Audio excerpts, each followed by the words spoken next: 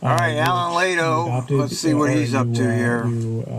We presented to you a number of times, but we kind of finalized in Try my business plan. And fiscal year 2018, fiscal year 22. Continuously since then, and working on that in this case means rolling it out to the entire range of 2,900 plus employees. And so I want to give you a quick update on the rollout process, how we are doing on a few key measures, and just give you a hint of what we're starting to think about for next year. So the 5-year business plan for this year's for FY 2018 through FY 2022. And as we talked about, what does success look like? Yeah. Oh my God! There's your technocracy. Look at this.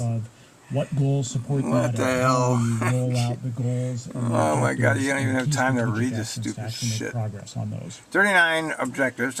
And yeah, go faster. A lot about alignment. Big agency, lots of things going on, complex, growing region. System. And that alignment, how we work together and how we're all moving in the same direction. Safe and on time. The example I'm sharing with a lot of staff is the kind of fundamental one for us as a transit agency, which is over 300,000 times on an average weekday, somebody steps on a bus or a MAX train. And they're getting on that train. Is that 300,000 trips or 300,000 people? They're doing something that's fundamentally important to their lives.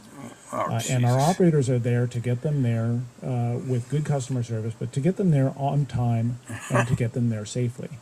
And all the rest of us, in many ways, are lined up behind those operators, trying to figure out how to make that experience better. Hey, Henry, you listen to this, Henry? Field ops and transportation management who are there supporting the operators, and bus and rail maintenance and service workers and purchasing in stores, making sure that the vehicles are ready to go and safe and as clean as we can make them. Yeah, clean. Planning and scheduling and finance, supporting the funding, the yeah, see, look how complicated it is. You got trainers, you got management, you got planning, you got finance, you got information, you got field ops, you got bus ram management, you got service, you got purchasing. It's complicated. Every group I've talked to, and I've talked to groups throughout in all divisions, most of the departments probably by now.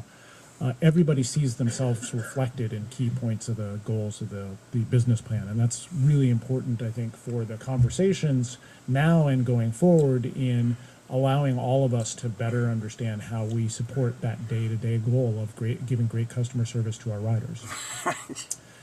We've also been focusing on sort of making sure that we are staying true to the ideas of this business plan, which is progress, to be very honest with ourselves about the measures, focus efforts and on whether reaching we're meeting our continuous targets, and improvement. Learn from learn the positives and learn the negatives, and adjust as necessary. Yes. And so building a learning environment to be open true and aware technocrat of those. there.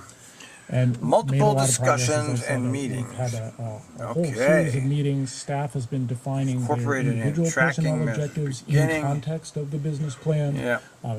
Departments have been updating their work plans in the context of the business plan, identifying which elements they're working on and how their work supports the overall goals and objectives of the agency.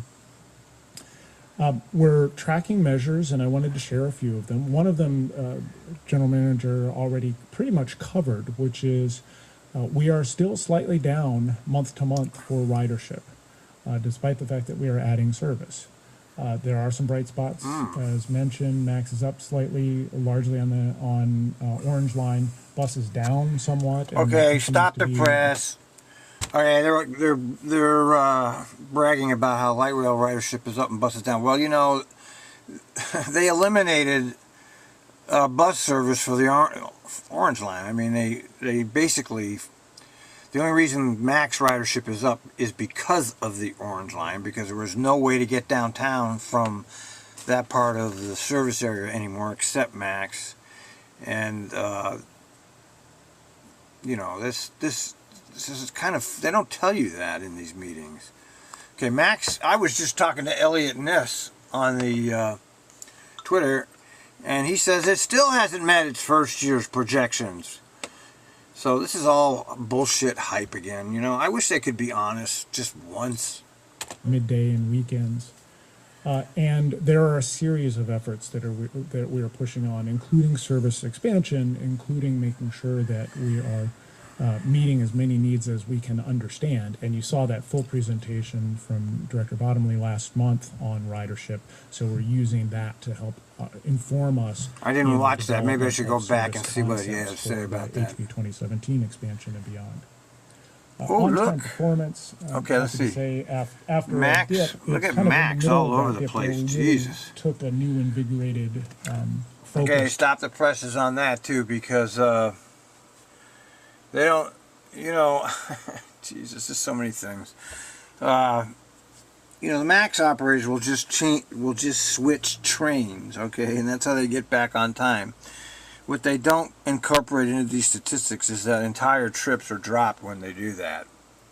Okay, that's not part of their that's one of the ways they fudge these statistics. They'll just, the operators on 2 late trains will get out of their cab and just switch trains, and now the train going the other way is on time because the operator that's sitting in his seat now, that's where he's supposed to be. But it doesn't take into consideration the fact that there's a trip that's missing there. So it's phony. On-time performance for Max, and you can see it is not a perfect experience in all cases, 85%. but we are on an upward trend, and we continue to focus on that. Look at that. That's like see, To look. try and get to be consistent. Even this they've been able to rig. Look at the green line is the actual performance. It's all over the goddamn place, but they have the moving average, I guess. There, this is everybody's up, so they think it's a stock market report. Towards that target.